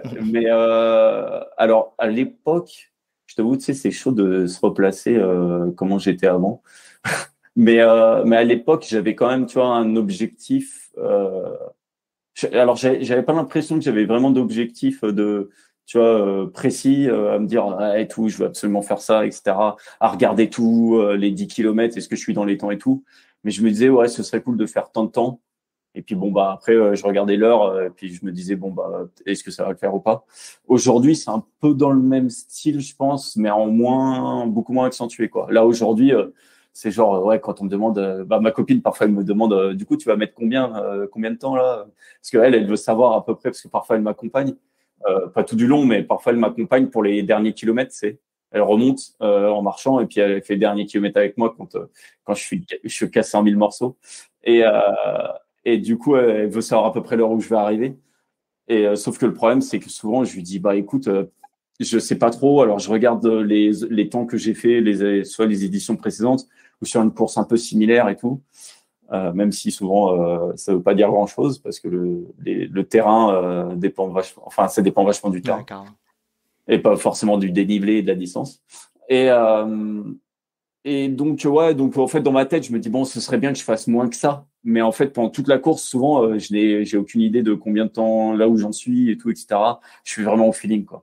Donc il y a pas de après voilà quand je refais la même d'une année sur l'autre je Tu sais, regarde t'as quand des même. bases. Ouais. Ouais, voilà. Et puis je regarde est-ce que j'ai fait mieux ou pas, tu vois. Ça permet de savoir est-ce que je suis dans une pente comme ça ou comme ça. Parce que quand ça diminue, ça peut peut-être ça peut puer parfois. Justement, ça peut vouloir dire que j'en fais peut-être un peu trop, quoi. Ouais. T'as la sensation d'en faire trop aujourd'hui ou pas du tout? Ouais, En à toute chaque fois, sincérité. en toute sincérité, en vrai, sur le feeling de mes jambes et tout, etc., physiquement, j'ai pas l'impression que mon corps il subisse. Ouais, j'ai pas l'impression que mon corps il subisse tant que ça, tu vois. Mais quand je regarde le calendrier, je me dis, oh, punaise, il y en a peut-être beaucoup là quand même, tu vois. Et c'est vrai que parfois je me pose cette question, hein. Et peut-être t'allais en venir là, mais je me pose cette question. Je me dis, est-ce que je suis pas dans la consommation du coup maintenant de trail plutôt que de profiter vraiment, tu vois. Parce qu'avant, vu que j'en faisais moins, bah, du coup, à chaque fois que je faisais un trail, bah, moi, je me rappelle avant, genre, quand je faisais 100 kilomètres, je me disais, ouah, le truc de malade et tout. Genre, c'était un truc, j'étais hyper fier, etc. Là, aujourd'hui, bon, à 100 kilomètres, je suis hyper fier, mais je sais que je vais, tu vois, je sais que sur le papier, ça va le faire. Donc, quand j'arrive au bout, bah, en fait, c'est pas la performance physique en soi, du coup, où je me dis, où je suis super fier, c'est le fait d'avoir, enfin, souvent, ce que je raconte aux gens, c'est des petites anecdotes de la course qui s'est passée, tu vois. Je vais plus dire ouais putain et tout, j'ai fait 100 bornes, après j'ai fait 120 bornes et tout avec tant de dénivelé. Après c'est plus bah j'ai vu ça, on est passé par là et tout. Ah bah à tel moment j'ai chanté cette chanson, c'était rigolo et tout. Enfin du coup c'est pour ça que aujourd'hui Ouais, plus comme je- une expérience, un ouais, voyage plutôt qu'un. exactement, ouais. Donc c'est pour ça que d'un côté, j'essaie de, tu vois, je suis du genre un peu me remettre en question de temps en temps, à me dire, est-ce que j'en fais pas trop, du coup, en mode consommation un peu bête. Et d'un autre côté, je me dis, ouais, mais à chaque fois que je fais une course, enfin, je vis des super moments, quoi. C'est génial. Parfois, c'est genre, j'ai l'impression de revoir la famille et tout, quoi. Quand je revois aussi des gens auxquels je m'attendais pas à voir et tout, enfin, je me dis, ouais, j'adore, quoi. Donc, d'un côté, bon, je me dis, ok, faut peut-être pas non plus que j'en fasse toutes les semaines, mais d'un autre côté, je me dis, ouais, mais en même temps, tu vois, enfin, genre T'adores quand tu tellement vois, ça que tu vas pas t'en priver, quoi. et puis quand tu vois les copains toutes les semaines, tu vas pas te dire, ah putain, est-ce que je les vois pas trop et tout. Non, bah, moi je me dis, bah non, c'est cool de voir les copains. Bon, bah voilà. Après, j'essaie d'écouter mon corps. Parfois il me fait comprendre que stop. Bah, l'année dernière, tu vois, bah, j'avais eu une tendinite. D'ailleurs, il paraît qu'il faut pas, il paraît que ça n'existe pas les tendinites. Il paraît qu'il faut dire je sais plus, Ténosynovite. tendinopathie. Ah ouais, ok. Téno, ça existe, je l'avais lu dans le livre de Guillaume Millet, ça. Ouais. C'est une différence particulière entre tendinite et ténosynovite, je crois. Ah Mais ok, bon, d'accord. c'est un peu, mais ça existe la tendinite, hein, mais Ah ouais, d'accord, la ok. tendinite c'est un stade plus avancé, me semble-t-il, si je dis pas de bêtises. D'accord, J'essaierai de ok. remettre dans le détail dans les commentaires de l'épisode. Je mettrai ça. Ok. Oui, oui, désolé, moi je suis vraiment pas au point, tu vois. Là-dessus, bah, j'ai lu quelques trucs, mais après je suis assez au feeling alors du coup. Mais ouais, donc après l'échappée belge, j'avais terminé avec je vais dire tendinite pour simplifier, une tendinite au tendon d'Achille. Euh, et puis en fait la semaine d'après, j'avais la suspix. Et là, clairement, j'ai dit bon bah, en vrai, à un moment j'ai hésité. Et puis en fait, il s'avère que ma maman a un petit problème de santé, donc je me suis dit en fait, je vais arrêter les conneries. Clairement, je vais passer une semaine avec mes parents plutôt que d'aller en Suisse. Et même si j'aurais bien aimé voir les copains de la Suisse, mais voilà, ouais. Du coup, Ok. parfois je me dis bon allez, on lève le pied. Raconte-nous un petit peu, on va refaire le lien entre cet amour pour la musique que tu avais étant jeune, Ouais, etc. ouais. Raconte-nous qu'est-ce qui, quel fil conducteur t'a maintenu à la musique jusqu'à aujourd'hui et comment t'as introduit la musique dans le trail. Yes. Alors, du coup, quand j'étais petit, comme je disais, j'avais fait la chorale. J'avais fait la chorale et puis en fait quand j'étais tout petit, je voulais faire de la batterie aussi, mais mes parents ils m'avaient dit c'est mort, Hmm. ça coûte cher, ça fait du bruit, ça prend de la place et puis c'est un caprice. Et bah, peut-être quand j'étais petit c'était pas faux. Et en fait en première, j'ai un pote qui m'a invité chez lui et qui donc je lui avais raconté en fait que je voulais faire de la batterie quand j'étais petit. Il m'avait dit qu'il en faisait. Il m'a montré sa batterie et il m'a fait tester un peu, tu vois. Et j'étais hyper content, machin. Et mes parents, du coup, ils m'ont dit, bon, bah, écoute, si tu veux, on va t'inscrire à la MJC et puis tu testeras et puis on verra ce qu'il en est, quoi. Et au bout d'un an, c'était génial. J'avais un prof, il était vraiment excellent. En fait, moi, j'étais plus rock, tu vois, rock, hard rock, pas métal encore. Ouais, c'est venu après. Mais j'étais un peu genre, ouais, on va dire Offspring, tu vois, un peu punk rock, des choses comme ça. des trucs que t'écoutes quand t'es adolescent, quoi. Et puis, mon prof, il était plutôt funk, etc. Donc, en fait, mais il acceptait, tu vois, genre le style des gens. Et du coup, en fait, il m'apprenait plein de choses que je connaissais pas, tu vois, des styles et tout, des façons de jouer, etc. Et c'était hyper intéressant. Et j'ai fait 4 ans de batterie avec ce prof. Et puis après, j'ai arrêté les cours parce que je bougeais. Enfin, j'avais plus trop le temps. Il fallait parfois faire des choix du coup. Mais j'ai continué la batterie parce que j'avais un groupe du coup de rock. C'était sympa. On avait fait un petit enregistrement et tout. On avait fait 2-3 concerts, je crois. Ah ouais. Ah ouais, Il c'était s'appelait comment sympa. ce groupe? Mon premier groupe, c'est Blue Veins, D'accord. ça s'appelait. Ouais. Et puis ensuite, j'ai fait du punk rock avec des copains. En fait, j'ai joué aussi en école d'ingé. Je jouais aussi avec des copains. Mhm. On faisait des reprises de Rage Against the Machine. On s'appelait les Rageux. Du coup, c'était vraiment très très cool. Et après, j'ai été dans un groupe de rock qui s'appelle Christmas Socks. Et là, c'était punk rock et c'était trop trop bien, quoi. Enfin, franchement, c'était des super années encore.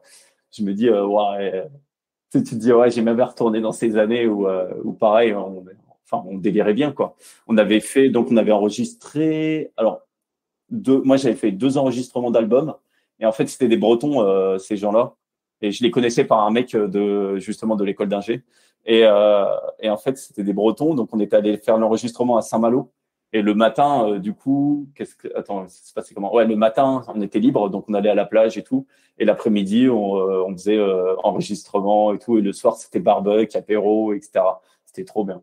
Et en fait, en plus, c'était avec l'ingé son qui est là, c'est un passionné, donc tu parles musique avec lui, il te montre des trucs et tout, etc. Donc c'est un univers, tu vois, que je connais, mais tout ce qui est ingénieur du son, tu vois, je connaissais pas très bien, donc du coup, il nous a montré plein de trucs et tout, c'était vraiment sympa. Et donc à cette époque-là, je chantais pas, hein, je faisais que de la batterie. J'avais un peu laissé tomber le chant d'ailleurs. Enfin, je chantais, tu vois, un peu en troisième mi-temps de rugby, mais pas plus.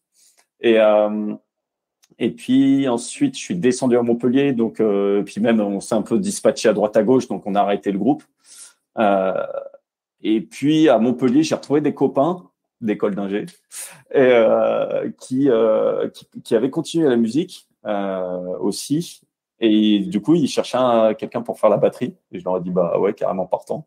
Et donc aujourd'hui, ce groupe, c'est Acta Serum. Et on répète. Alors là, c'est un peu plus compliqué parce que du coup, ils ont des enfants. Donc moi, j'ai pas d'enfants. Ils ont des enfants, donc du coup, c'est pas facile forcément de répéter. Mais on a fait une répète il y a pas longtemps et puis on va en faire une là, je crois dans une semaine, un truc comme ça, ou dans 2 semaines. Et donc la batterie, pour moi, c'est génial, quoi. Moi, j'adore cet instrument. Je sais pas parce que du coup, le début c'est hyper galère. Faut un peu, enfin, tu sais, pour la coordination, ouais, la coordination des gestes et tout, etc. Mais après, quand tu commences à avoir le feeling et tout, enfin, franchement, c'est l'instrument de l'éclat, tu vois. Enfin, un peu. Après, ouais, tu peux te lâcher, quoi. Tu peux y aller. Ouais, quoi. Ouais, exactement. Surtout que je faisais du punk rock, hein. Donc, on a fait des concerts avec Christmas Socks, on a fait des concerts. Ah, tu travailles ton endurance Ah, fondamentale, là. Ouais, c'est clair. C'est clair. Ah ouais, à la fin, j'étais éclaté. Ah ouais, c'était trop marrant. Tu sais, j'avais mal au poignet tellement, tu sais, parce que le punk rock, c'était putain comme ça, où je tapais comme une brute. C'était marrant, quoi. Et avec Acta Serum, c'est du post-rock. Donc, c'est quand même plus posé, mais c'est un peu plus recherché sur les sons, tu vois. Et sur les rythmes aussi. Il y a des rythmes qui sont pas genre habituels. Donc, du coup, c'est un peu plus recherché. C'est vraiment très, très sympa. Et puis pareil, bah, du coup, moi, c'est le côté groupe, on retombe dessus, hein. Du coup, tu as un partage. Ça va au-delà de la musique, quoi. C'est-à-dire qu'une fois que tu as fait ta répète, bah, tu vas prendre un petit verre, tu discutes avec le mec du studio de répétition, etc. Tu vois, il y a vraiment des liens qui se créent, quoi. C'est ça que j'aime bien, hein. Et d'ailleurs, j'ai une expérience assez live de la musique, tu vois. C'est moi j'adore écouter de la musique, hein, chez moi, etc. Mais finalement, ce que je préfère, c'est quand même être en concert avec le mec qui est en face de toi.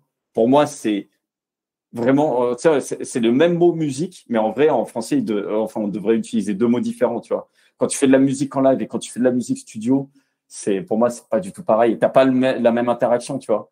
Genre, justement, en live, t'as le public en face de toi, tu peux vraiment t'amuser avec ça, tu vois, genre faire des petites impros, discuter un peu, même parfois discuter avec un mec dans le public directement. Enfin, c'est vraiment rigolo, quoi.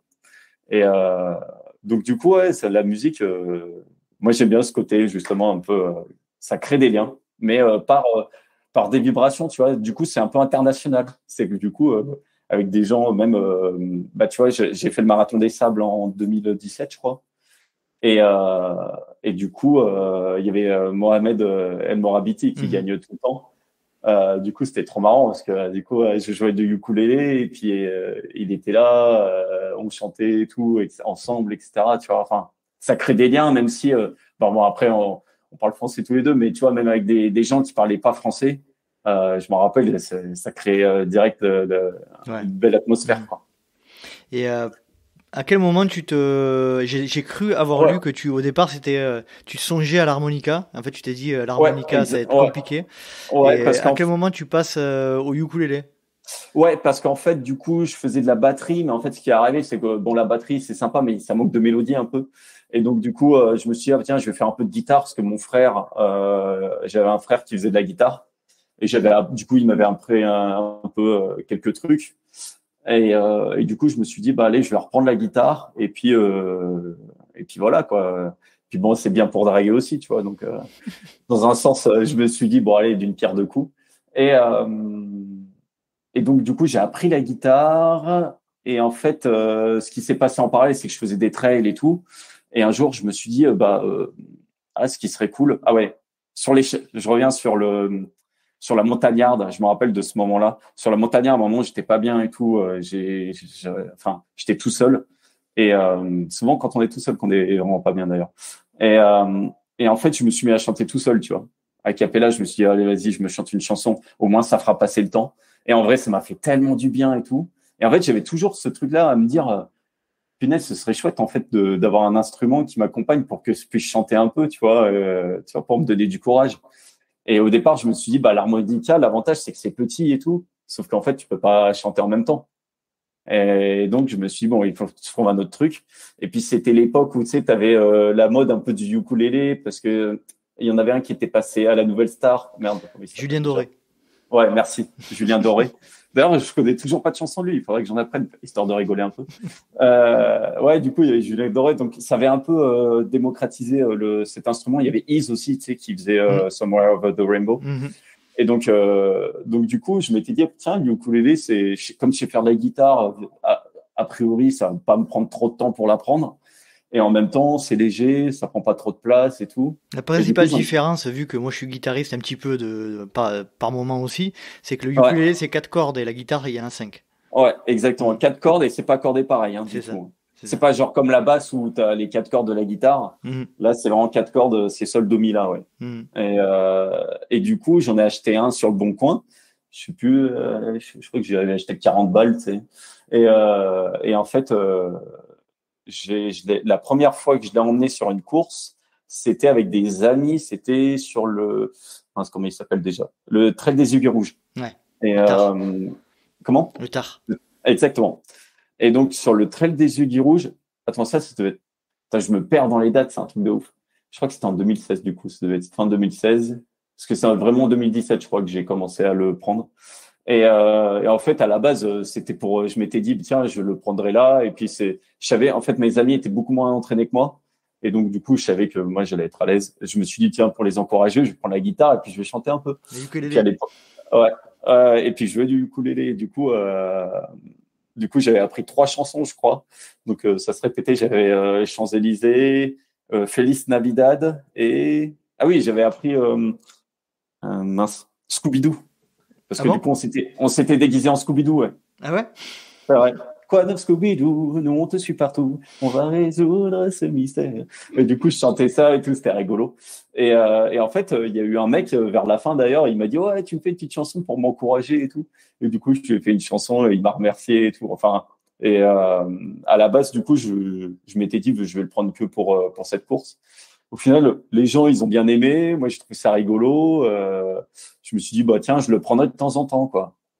Et puis en fait, de temps en temps, c'est passé très souvent, et puis très souvent, c'est passé à tout le temps, quoi. Le premier ultra trail, parce qu'à la base aussi, je m'étais dit ouais, mais en ultra trail, c'est quand même sérieux et tout. Je vais quand même pas le prendre parce que ça va me gêner. Et en fait, le premier ultra trail où je l'ai pris, c'était la Festa Trail du Pic Saint-Loup. Oh. Et ouais, c'était hyper sympa d'ailleurs. Et du coup, et ce qu'il y avait de rigolo aussi à l'époque, c'est que bon, déjà moi, je savais pas ce que ça allait donner, mais les gens encore moins, quoi. Les gens, ils me voyaient avec ça, tu sais. Parce que maintenant, il y a des gens qui me connaissent, alors du coup, il y a moins la surprise. Mais là, c'était hyper drôle parce que les gens, ils disaient, mais tu le portes depuis le début et tout. Et bah ouais. Ouais, quand je suis au milieu de la montagne et que j'ai envie de chanter une chanson, il faut bien que j'ai mon ukulélé, quoi. Ouais, et du coup, et c'était extraordinaire, là, parce que ce qui s'est passé, c'est que j'arrivais à des ravitaux et les bénévoles, ils disaient « Ah, enfin, on vous attendait et tout. » Je sais pas quoi, parce qu'en fait, ils s'envoyaient des messages. Tu sais, mais moi, j'avais pas calculé. Il y a un gars avec un ukulélé qui va venir. Ouais, ouais, c'est ça. Il y a un gars qui fait des chansons et tout, je sais pas quoi. Et genre, du coup, les bénévoles, ils me faisaient « Ah, mais enfin, on vous attendait et tout, je sais pas quoi. » Et c'est là où j'ai commencé à comprendre. Puis, ouais, et puis après la course, en fait, ce qui s'est passé, c'est qu'il y a eu une vidéo de moi qui a circulé ou je sais pas quoi, mais sans que je le sache au début. Après, je l'ai vu. Et genre, les commentaires, j'ai halluciné, quoi. Les gens, ils étaient élogieux. Ils ont dit « Ouais, mais lui, il est extraordinaire et tout, je sais pas quoi. » Et là, je me suis dit « Ah ouais, il y a vraiment un truc, quoi, avec ce ukulélé, ça rend fou les gens, quoi. » Ah ouais, ça parle aux gens. Et ce qu'il y a de marrant, c'est que moi, derrière, ça me fait vachement du bien, tu vois. Genre, depuis que je l'ai, alors, j'ai des coups durs, hein, comme tout le monde, mais du coup, les gens, ils croient que j'en ai jamais parce que du coup, j'arrive un peu à chanter, quelles que soient les conditions. Alors, ça m'arrive quand même de pas avoir envie de chanter, et là, c'est vraiment que je suis mal. C'est vraiment que t'es pas bien. Ouais, c'est vraiment que je suis pas bien.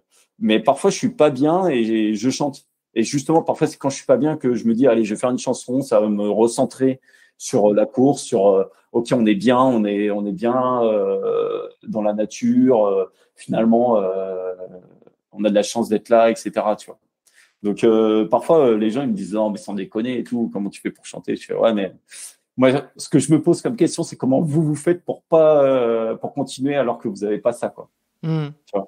Donc, t'as eu des réactions un peu désagréables par moment au début, surtout quand on te connaissait pas trop.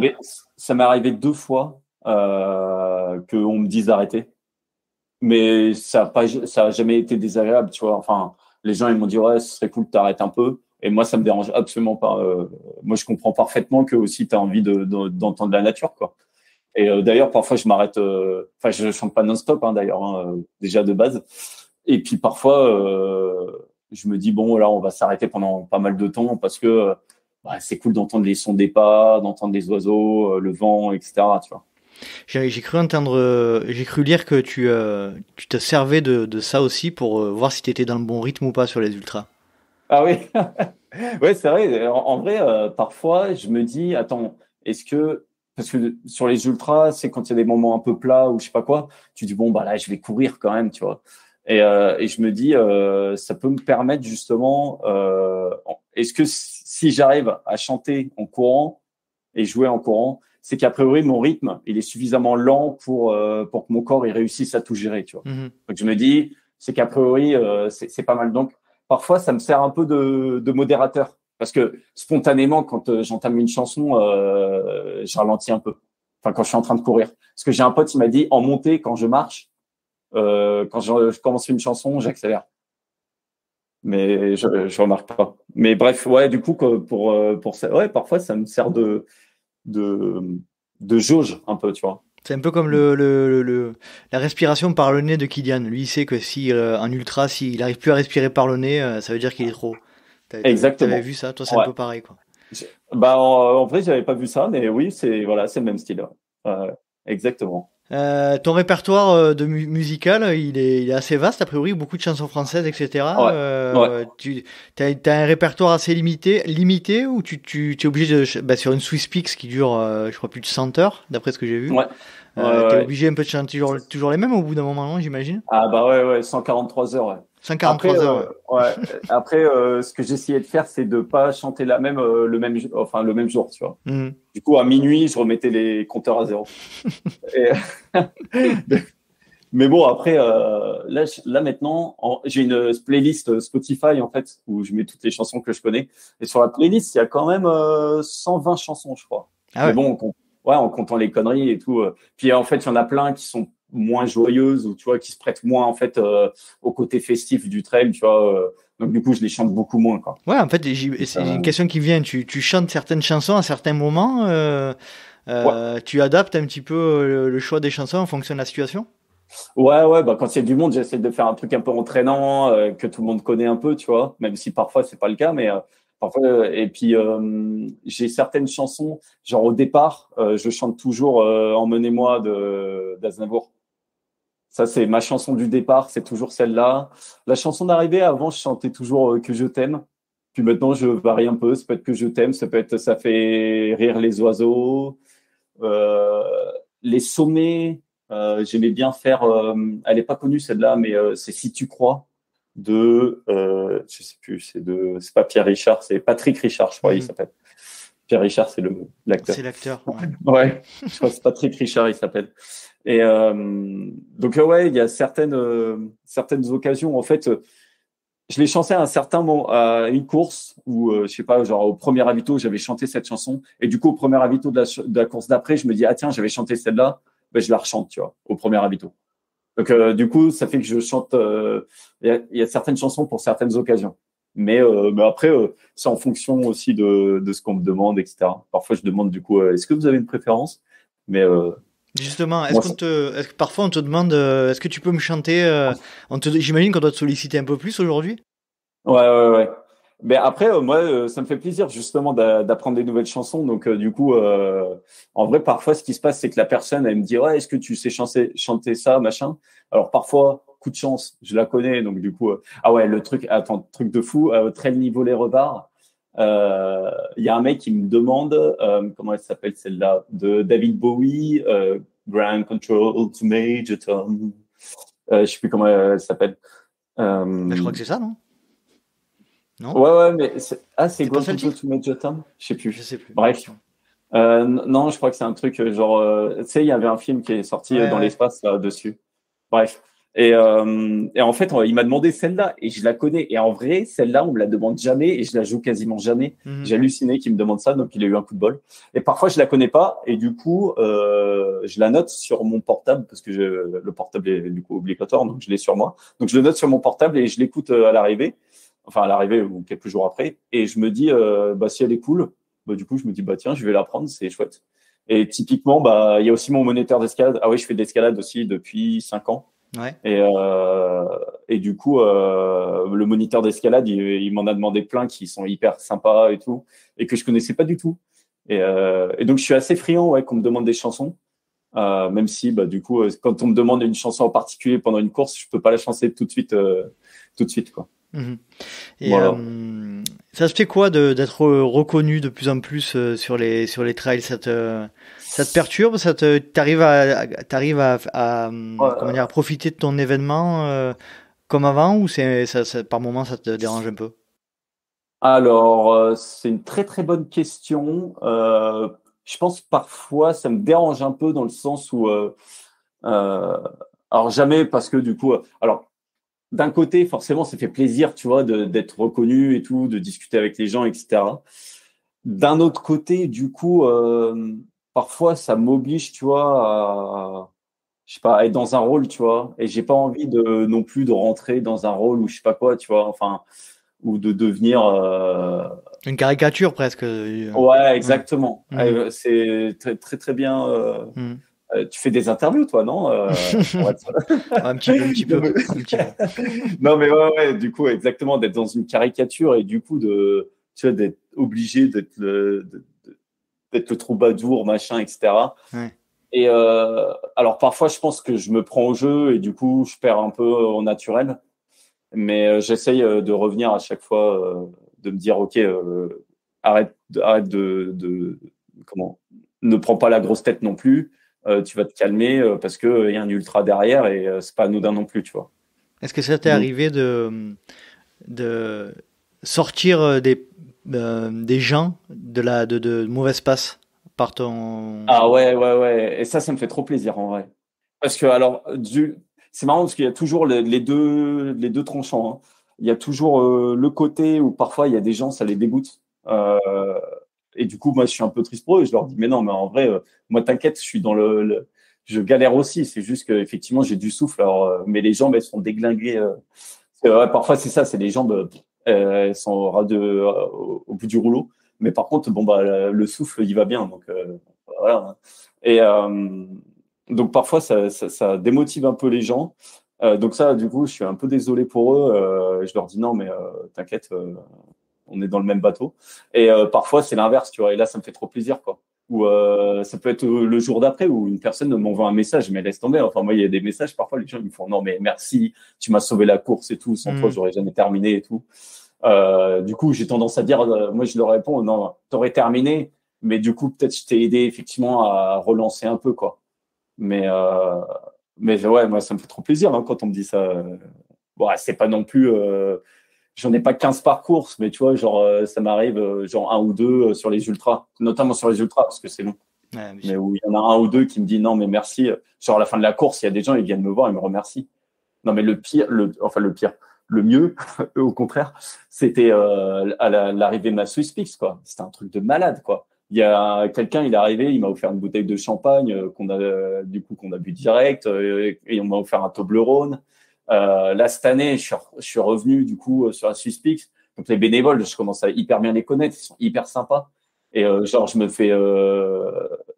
fais loger chez l'habitant. Et déjà, on m'a offert le gîte, le couvert. On m'a offert 2 bouteilles de vin. J'ai eu du chocolat, du génépi. Laisse tomber.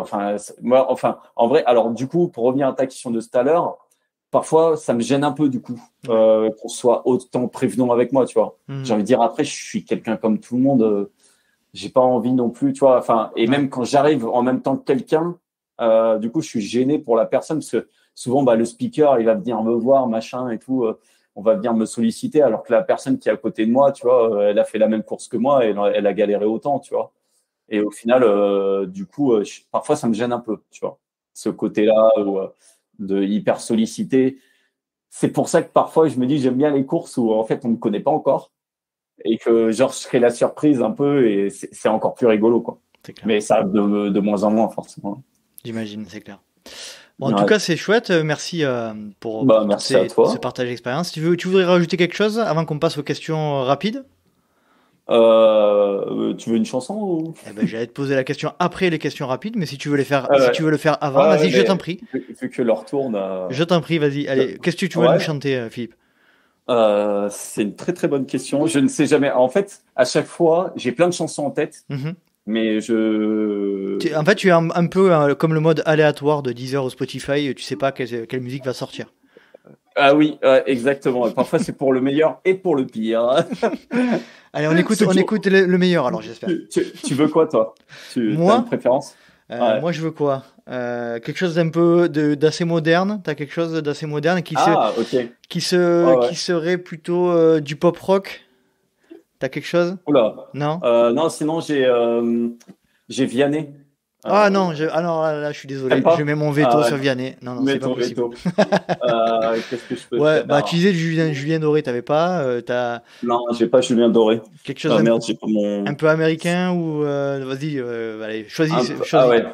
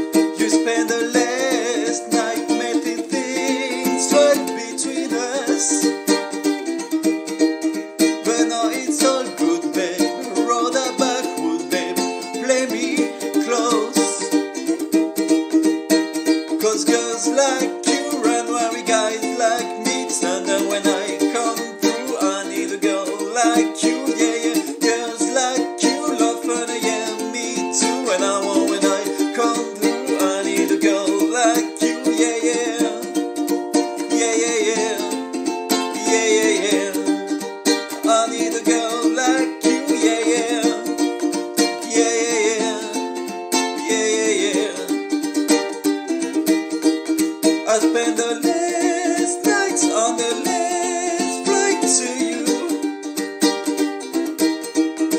to the world day up, trying to make way up. We made the last night trying to make things right between us, but now it's all good, babe. Roll a backward, babe.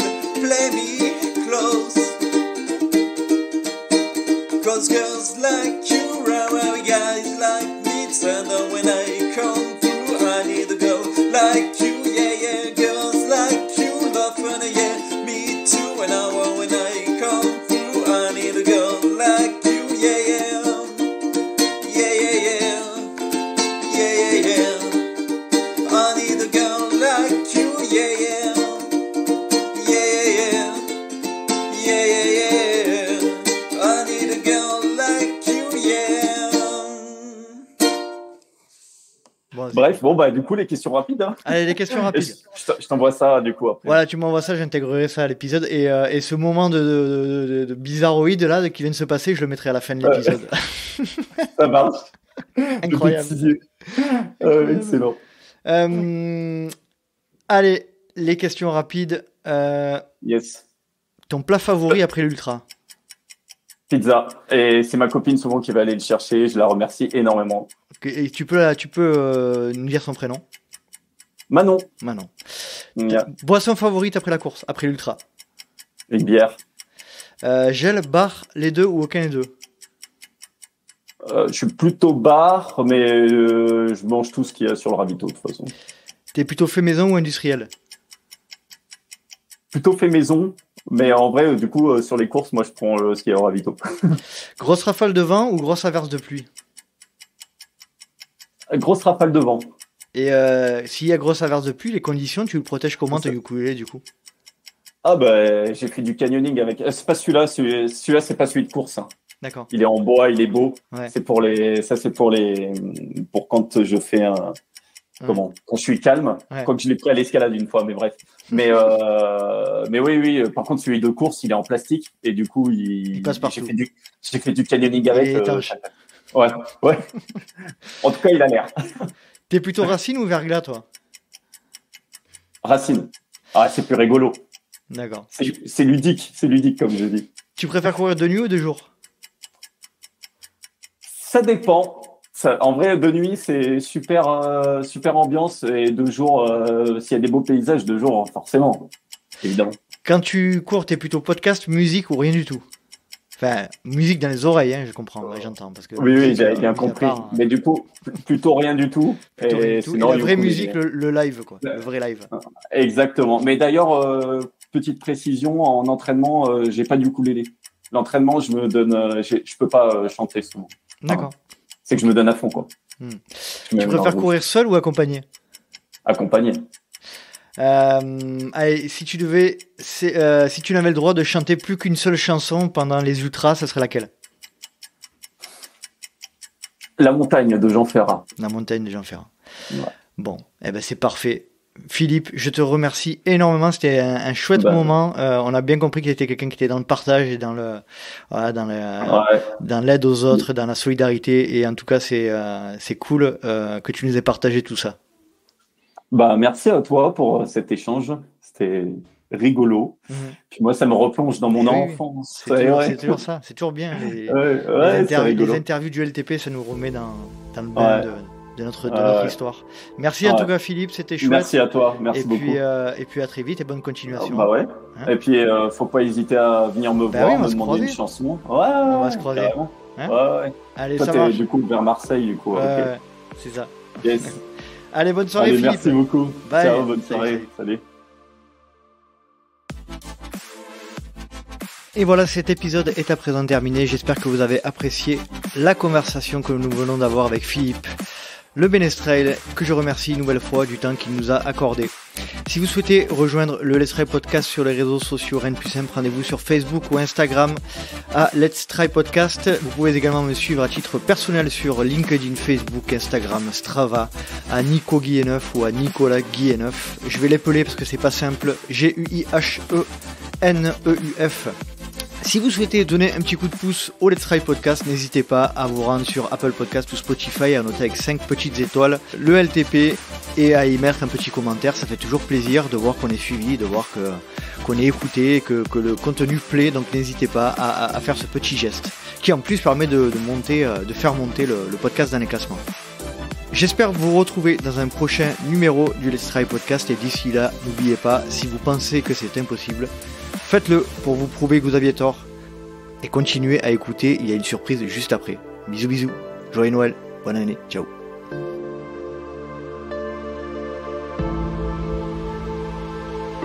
Attends, ça fait longtemps que je n'ai pas joué. Hein. Vas-y. Ça va le son? J'entends pas? Ça va le son? J'entends pas? Merde. J'entends pas du tout. T'entends pas? Ah non? Genre là, le ukulélé, t'entends pas? Ah non? C'est un truc de ouf. Attends, j'enlève le casque. Oh, oui, j'entendais pas du tout le ukulélé. Là, c'est mieux. T'entends là? Vas-y. C'est trop bizarre. Ah ouais. Ah non, j'entends pas le ukulélé. J'entends ta voix, mais pas le ukulélé. Ah ouais? Pourtant, moi, je m'entends bien. C'est fantastique. Genre, t'entends pas? Non. Ah bon, bah tant pis alors. J'entends ta voix, mais pas le ukulélé, c'est énorme. Faire un petit tour avec moi. Hein, c'est énorme. Bah ouais. Non, ce que tu peux faire, par contre, c'est l'enregistrer. Si tu peux l'enregistrer en dictaphone sur ton téléphone et me l'envoyer, ça serait parfait. Yes, ouais, carrément. Tu peux faire ça. Mais du coup, ce que j'allais faire, c'est incroyable. On 5. Spend 24. Ouais, parfait. Ouais, c'est parfait ça. Girls like you, love. Vas-y, réessaye au cas où une fois là. Ah, c'est un truc de fou. J'entends rien. Genre là, tu l'entends pas? J'entends ta voix, mais pas le. Non. J'entends pas. Ah ouais. Ah, c'est un truc de malade. Ouais, en vrai, tu peux me dire que tu voulais pas m'entendre. Non, pas du tout. Non, par contre, voilà, tu peux me l'envoyer si ça serait cool. Ouais, carrément. Ouais, du coup, moi, en vrai, ça me gêne pas d'ailleurs qu'on me dise d'arrêter. Je sais pas ce que je te disais. Pas du tout. Non, je pense que je me vexe difficilement. Ça m'arrive, mais difficilement.